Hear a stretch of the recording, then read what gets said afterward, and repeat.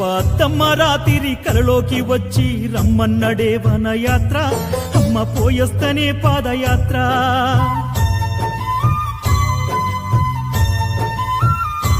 అయ్యకు మనకున్న బాధలు నోరారా చెప్పొస్తా కనులారా చూసొస్తనయ్యా కష్టాలు చెవులారా చెప్పొస్తనయ్యా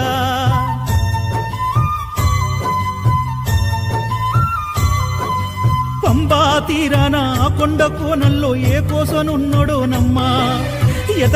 ఎతకంగా కానొస్తాడో లేడో దీవించి పంపరే అయ్యా అయ్య దొరికేదాకా నేనొదలనయ్యా అడవి తల్లి సాక్షిగా